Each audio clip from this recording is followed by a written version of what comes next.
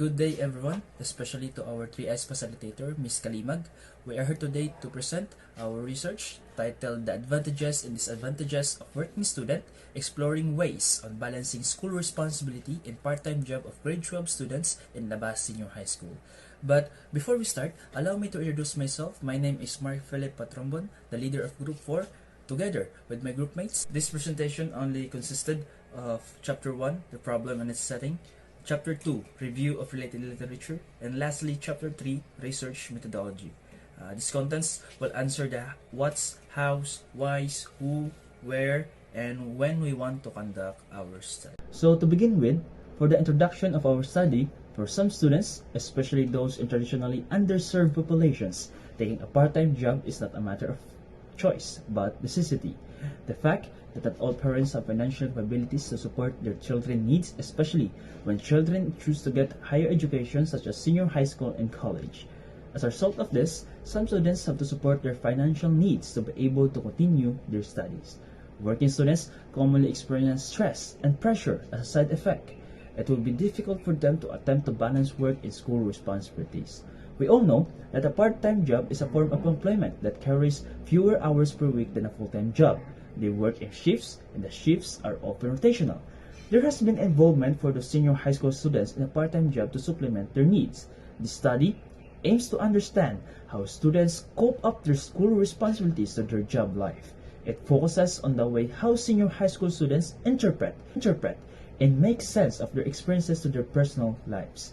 Part-time work of students surely can have both positive and negative impacts on students' school responsibilities and progresses.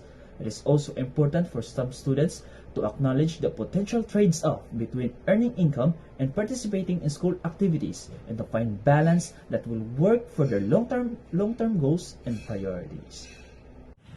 For the background of the study, more students are working part-time jobs. During these school years, as the number of students working part-time job has increased, numerous educators and parents have investigated this issue.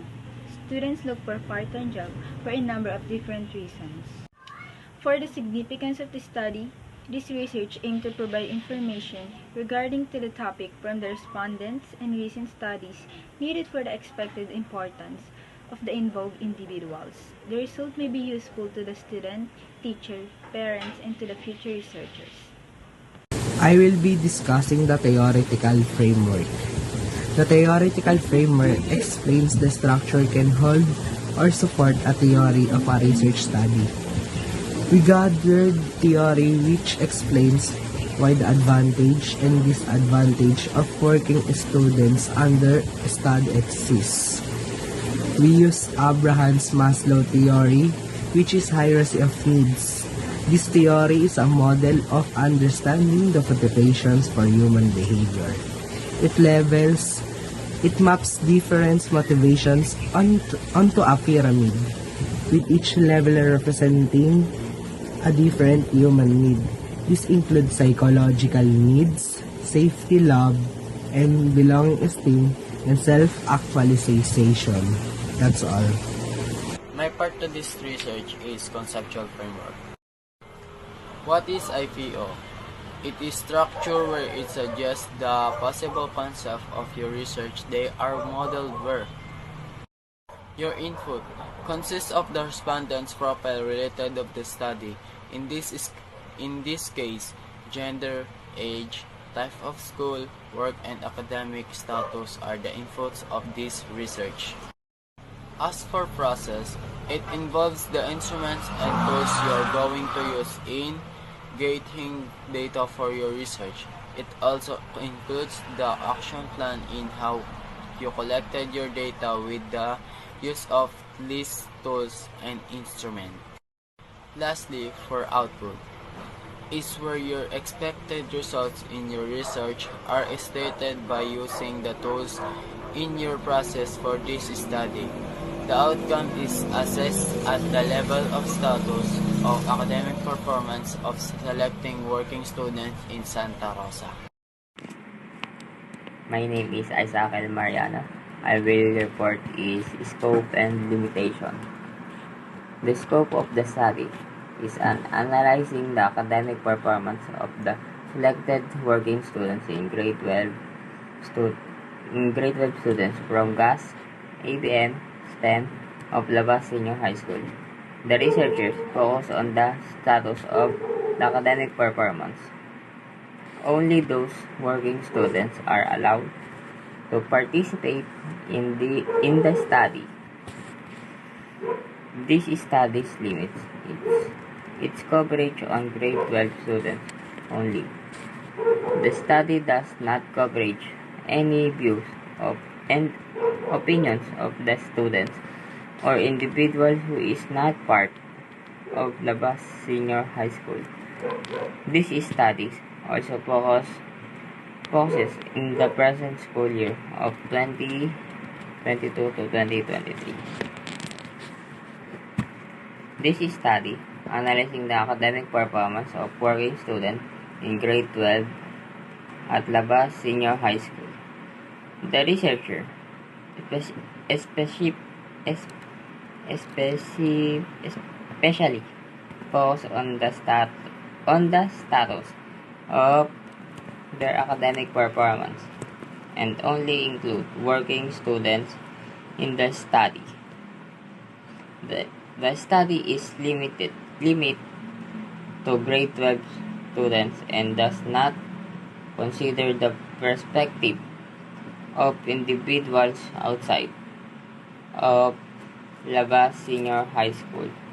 Additionally, the study is conducted within the school year of 2022 to 2023. And that's it. Thank you. For the definition of terms, the following words are defined in this research operationally. First is academic performance. It is the overall success to which a student, teacher, or institution has accomplished their educational objectives. Second is education. It is a method of facilitating the development of knowledge, skills, beliefs, and habits. Storytelling, discussion, teaching training, and directed research are all examples of teaching methods. Job is a duty or piece of employment, particularly one that gives or receives payment. Participation. It is expressing something in ubiquitous with other job or task or piece of work, especially one that is paid. Performance. It is the process of collecting, analyzing, and reporting information about an individual group, organization system, or component is known as performance measurement. Lastly, working student. These are individuals who are enrolled in Labas Senior High School while I'm Kenneth Goel, presenting Chapter 2, which is RRL or Review-Related Literature. Literature review is a comprehensive summary of previous research on a subject. Literature research searches for scholarly articles, books, and other sources of information related to our particular area of research. Having a job while you're still on school has benefits and drawbacks. How you react to it matters. It can be challenging to juggle employment and school, but it is possible. Advantage and disadvantage of being a working student. Part-times are common among college and high school students. Is this affecting how they do in school? Working part-time can help you improve your student lifestyle or save money for the future. For research design, we use a descriptive method in our research, in which we aim to describe the phenomenon of balancing their responsibility and their part-time job. It may also seek the incidence in order to describe the phenomenon. I will report is the population and sampling size. These studies conduct in Labas Senior High School in Santa Rosa City, Laguna. The chosen students who are currently employed are the study's responders. Non-probability sampling was used by the researcher, which means that not every member of the population has an equal chance to being chosen. The researchers utilize convenient or accidental sampling for non-probability sampling. The only need for the sampling approach is that participants be able and willing. Since the sole requirement is whether the participants agree to participate, it is not necessary to construct a simple random sample. This study was conducted at Labas Senior High School in Santa Rosa City, Laguna. The researchers chosen students from the school who were currently employed as participants. They used a non-probability sampling method called convenient or accidental sampling. This means that participants were selected based on their availability and willingness to participate rather than using a random selection process. The researchers look for students who meet the criteria of being employed and willing to take part in this study. The sampling approach focus on convenient rather than random selection. And here is the data analysis. Our research is all about advantage and disadvantage of working students. We use the qualitative technique to interpret insights and so that it makes sense when we gather data. The following are the steps of how we did the method of getting responses. Number 1 is after gathering in the required amount of data, the researchers bracketed and sorted the questions and answers into coded categories to make it simple to evaluate the responses. Number 2, only significant responses had been highlighted when the respondents make unnecessary statements. Number 3, the researchers have set aside all of their experience and ideas in order to properly comprehend the study, respondents' experience, and then are now ready to move forward with data collection. That's all. Thank you. Here is the instrumentation for the Chapter 3 methodology. The respondent can choose the respondent that best captures their views about each topic on a self-made questionnaires that the researchers have created using Google Forms. The questionnaires will be split into 2 parts. Part 1 will contain the respondents' benefits and Part 2 will address their drawbacks. The research advisor will show the research tool for initial inspection. Experts in the field of research, education, psychology, and statistics will be consulted by the researchers for additional validation, and they will offer feedback and potential recommendation.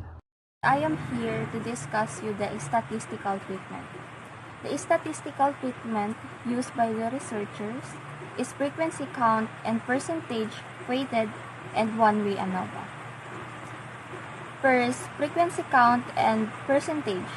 This was used to enumerate the answer of the respondents in their profile as to age, gender, types of job.